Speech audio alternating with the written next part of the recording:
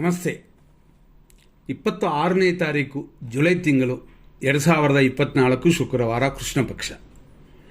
ಇವತ್ತಿನ ತಿಥಿ ಷಷ್ಠಿ ತಿಥಿ ರಾತ್ರಿ 11 ಗಂಟೆ 30 ನಿಮಿಷ 34 ಸೆಕೆಂಡ್ವರೆಗಿದೆ. ಇದೆಲ್ಲಂತೂ ನೋಡುವಂಥದ್ದು ಏನು ಅಂತಂದರೆ, ಉತ್ತರಾಭಾದ್ರ ನಕ್ಷತ್ರ ಅನ್ನೋದು ಮನುಷ್ಯಗಣ ನಕ್ಷತ್ರ. ನೆಕ್ಸ್ಟ್ ಬರುವ ರೇವತಿ ನಕ್ಷತ್ರ, ಇದು ದೇವಗಣ. ಇವತ್ತು ಷಷ್ಠಿಯು ಉತ್ತರಾಭಾದ್ರ ನಕ್ಷತ್ರವೂ ಕೂಡಿದೆ. ಅದರಿಂದ ಮಧ್ಯಾಹ್ನದವರೆಗೂ ಶುಭಕರವಾಗಿದೆ. ಆ ನಂತರ ಅಂದರೆ ಮಧ್ಯಾಹ್ನದ ಮೇಲೆ ಸಂಪತ್ತಿನ ನಾಶ ಅಂತ ಬರುತ್ತದೆ. ಅದರಿಂದ ಎಚ್ಚರವಾಗಿರಬೇಕು. ಅಂದರೆ ಮಧ್ಯಾಹ್ನದ ಮೇಲೆ ಯಾವ ವಿಶೇಷ ಕಾರ್ಯಗಳನ್ನು ಮಾಡೋಕ್ಕೆ ಹೋಗಬೇಡಿ. ಉತ್ತರಾಭಾದ್ರ ಇರುವವರೆಗೂ ಮಾಡ್ಬೋದು. ರೇವತಿ ನಕ್ಷತ್ರವನ್ನು ಶುಭ ನಕ್ಷತ್ರ ಅಂತಂತೀವಿ, ದೇವಗಣ ಅಂತಂತೀವಿ. ಆದರೂ ಮುಹೂರ್ತ ಕಾರ್ಯಗಳನ್ನ ಇವತ್ತು ಮಾಡೋಕೆ ಇದು ತೊಂದರೆ ಬರುತ್ತದೆ. ಇದರಲ್ಲಿ ಹೆಚ್ಚಿನ ಗಮನ ಕೊಡಿ. ನೆಕ್ಸ್ಟ್ ನಾವು ನೋಡುವಂಥ ವಿಷಯಗಳು ಏನಂತಂದರೆ, ಬೇರೆ ವಿಷಯಕ್ಕೆ ಬರೋಣ.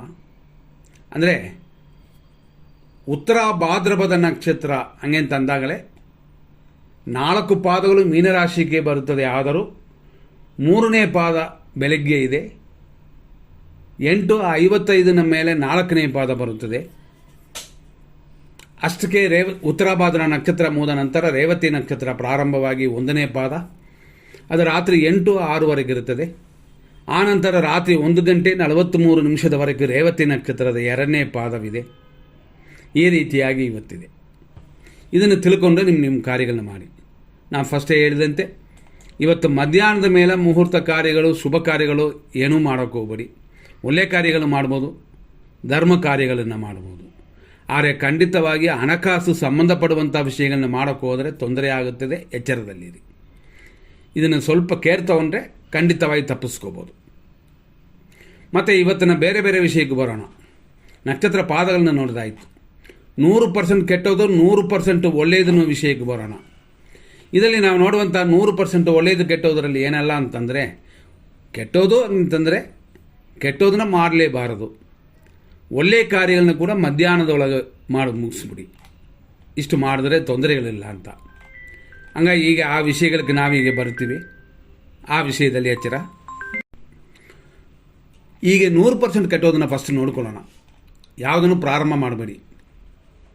ಇದರಲ್ಲಿ ಬರುವ ಈ ಸಮಯಗಳಲ್ಲಿ ಪ್ರತಿಯೊಬ್ಬರಿಗೂ, ಎಲ್ಲ ನಕ್ಷತ್ರದವರಿಗೂ ಇದು ದೋಷವಾಗಿರುತ್ತದೆ. ಈಗ 100% ಒಳ್ಳೆಯದನ್ನು ನೋಡೋಣ. 6 ಗಂಟೆ 4 ನಿಮಿಷದಿಂದ 8:35ವರೆಗೂ ಶುಭವಾಗಿದೆ. 9:30ರಿಂದ 10:48ವರೆಗೂ ಶುಭವಾಗಿದೆ. 12:28ರಿಂದ ಮಧ್ಯಾಹ್ನ 3:35ವರೆಗೂ ಶುಭವಾಗಿದೆ.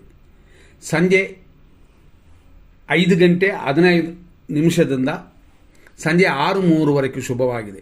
ರಾತ್ರಿ 8:01ರಿಂದ 11:18ವರೆಗೂ ಶುಭವಾಗಿದೆ.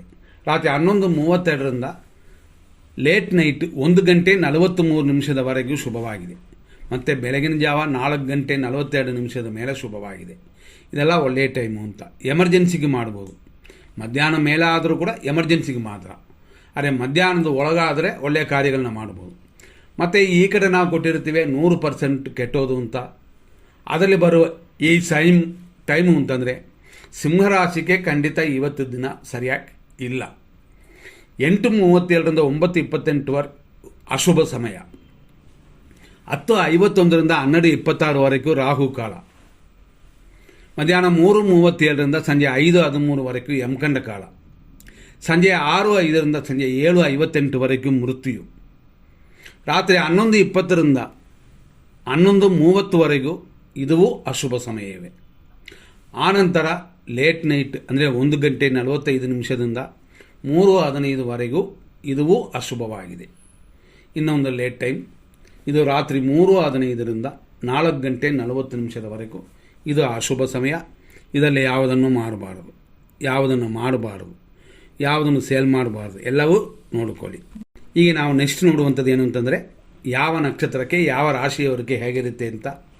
ಇದರಲ್ಲಿ ಅಶ್ವಿನಿ ನಕ್ಷತ್ರ ಮೇಷರಾಶಿಯವರಿಗೆ ಫಸ್ಟ್ ನೋಡಿದ್ರೆ ಮಧ್ಯಾಹ್ನದವರೆಗೆ ಹೆಂಗಿರುತ್ತೆ ಅಂತಂದರೆ, ಮಿತ್ರಧಾರೆ ಇದೆ, ಸ್ವಲ್ಪ ವ್ಯಯ ಉಂಟು. ಆದರೆ ಆ ನಂತರ ರೇವತಿ ನಕ್ಷತ್ರ ಬಂದ ನಕ್ಷತ್ರ ಹೆಂಗಿರುತ್ತೆ ಅಂತಂದರೆ, ಪರಮ ಮಿತ್ರಧಾರೆಯಾಗಿ ಅನುಕೂಲ ದಿನವಾಗಿದೆ. ನಂತರ ನಾವು ನೋಡುವಂಥದ್ದು ಭರಣಿ ನಕ್ಷತ್ರ ಮೇಷರಾಶಿ. ನಿಮಗೆ ಈ ದಿನ ಟೆನ್ಷನ್ ಉಂಟು, ಧನವ್ಯಯ ಇದೆ, ಸ್ವಲ್ಪ ಗಮನ ಕೊಡಿ, ಎಚ್ಚರ ಕೊಡಿ. ಮಧ್ಯಾಹ್ನ ಮೇಲೆ ಸ್ವಲ್ಪ ಪರವಾಗಿಲ್ಲ, ಆದರೂ ಜನರಲ್ ಆಗಿ ಕೆಟ್ಟಿದೆ ಅಲ್ವಾ, ಆದ್ದರಿಂದ ಏನೂ ಮಾಡೋಕ್ಕೆ ಹೋಗಬೇಡಿ. ನಂತರ ನೋಡುವಂಥ ಕೃತಿಕಾ ನಕ್ಷತ್ರ 1ನೇ ಪಾದ ಮೇಷರಾಶಿ. ಅನುಕೂಲವಿದೆ, ಧನ ವ್ಯಯವೂ ಕೂಡ ಇದೆ. ಆದ್ದರಿಂದ ಸ್ವಲ್ಪ ಎಚ್ಚರ. ಕೃತಿಕಾ ನಕ್ಷತ್ರ ವೃಷಭ ರಾಶಿ, ಇದರಲ್ಲಿ ಜನನವಾದ 2, 3, 4ನೇ ಪಾದದಲ್ಲಿ ಹುಟ್ಟಿದವರಿಗೆ ಅನುಕೂಲ ಉಂಟು, ಇಷ್ಟಾರ್ಥ ಸಿದ್ಧಿಯೆಲ್ಲ ಇದೆ. ಹಂಗಾಗಿ ಮಧ್ಯಾಹ್ನದೊಳಗಡೆ ನಿಮ್ಮ ಕಾರ್ಯಗಳನ್ನು ಮಾಡಿ. ರೋಹಿಣಿ ನಕ್ಷತ್ರ ವೃಷಭ ರಾಶಿ, ಖಂಡಿತವಾಗಿ ಇವತ್ತು ಶುಭ ದಿನವಲ್ಲ, ಅಶುಭ ದಿನ, ಆದ್ದರಿಂದ ಎಚ್ಚರ. ಮೃಗಶೀರ್ಷ ನಕ್ಷತ್ರ ವೃಷಭ ರಾಶಿ, ಖಂಡಿತವಾಗಿ ಕ್ಷೇಮವಿದೆ, ಇಷ್ಟಾರ್ಥ ಸಿದ್ಧಿ ಇದೆ, ಅನುಕೂಲವಿದೆ, ಶುಭವಾಗಿದೆ. ನಂತರ ನೋಡುವಂಥದ್ದು ಮೃಗಶೀರ್ಷ ನಕ್ಷತ್ರ ಮಿಥುನ ರಾಶಿ, ಕ್ಷೇಮ, ಉದ್ಯೋಗ ಅಭಿವೃದ್ಧಿ, ಕೆಲಸ ಕಾರ್ಯಗಳಲ್ಲಿ ಸಕ್ಸಸ್ ಇಂಥದ್ದೆಲ್ಲ ಉಂಟು, ನೋಡ್ಕೊಂಡು ಮಾಡಿ. ನಂತರ ಆರುದ್ರ ನಕ್ಷತ್ರ ಮಿಥುನ ರಾಶಿ, ವಿಪತ್ತು ಉಂಟು, ಕೆಲಸ ಕಾರ್ಯದಲ್ಲಿ ಅಭಿವೃದ್ಧಿ ಇದೆ, ಆದ್ದರಿಂದ ಪರವಾಗಿಲ್ಲ 60%. ಪುನರ್ವಸು ನಕ್ಷತ್ರ ಮಿಥುನ ರಾಶಿ, ನಿಮಗೆ ಸಂಪತ್ತು ಉಂಟು, ಕೆಲಸ ಕಾರ್ಯದಲ್ಲಿ ಅಭಿವೃದ್ಧಿ ಇದೆ, ಶುಭದಿನವಾಗಿದೆ. ಪುನರ್ವಸು ನಕ್ಷತ್ರ ಕರ್ಕಾಟಕ ರಾಶಿ, ಸಂಪತ್ತು, ಕಾರ್ಯದಲ್ಲಿ ಸ್ವಲ್ಪ ಅಡೆತಡೆ ಎಲ್ಲ ಉಂಟು. ಪುಷ್ಯ ನಕ್ಷತ್ರ ಕರ್ಕಾಟಕ ರಾಶಿ, ಜನ್ಮತಾರೆ ಇದೆ. ಜನ್ಮತಾರೆ ಅಂತಂದಾಗ ಅಷ್ಟೊಂದು ಕೆಟ್ಟೋದು ಏನಿಲ್ಲ, ಆದರೂ ಸ್ವಲ್ಪ ಎಚ್ಚರವಾಗಿರಬೇಕು. ಒಳ್ಳೆಯ ಖರ್ಚುಗಳನ್ನು ಮಾಡಿ, ಇದೆಲ್ಲ ಈ ದಿನದಲ್ಲಿ. ಆಶ್ಲೇಷ ನಕ್ಷತ್ರ ಕರ್ಕಾಟಕ ರಾಶಿ, ಪರಮಮಿತ್ರ ತಾರೆಯಾಗಿದೆ, ಆದ್ದರಿಂದ ಮಿತ್ರರಿಂದ ನಿಮಗೆ ಸಹಾಯ ಉಂಟು. ಮಖ ನಕ್ಷತ್ರ ಸಿಂಹರಾಶಿ, ಮಿತ್ರತಾರೆ, ರೋಗವೃದ್ಧಿ ಇಷ್ಟೆಲ್ಲ ಇದೆ, ನೋಡಿಕೊಂಡು ಎಚ್ಚರವಾಗಿರಬೇಕಾಗ್ತದೆ. ಪುಬ್ಬ ನಕ್ಷತ್ರ ಸಿಂಹರಾಶಿ, ಟೆನ್ಷನ್ ಉಂಟು, ರೋಗವೃದ್ಧಿಯೂ ಉಂಟು.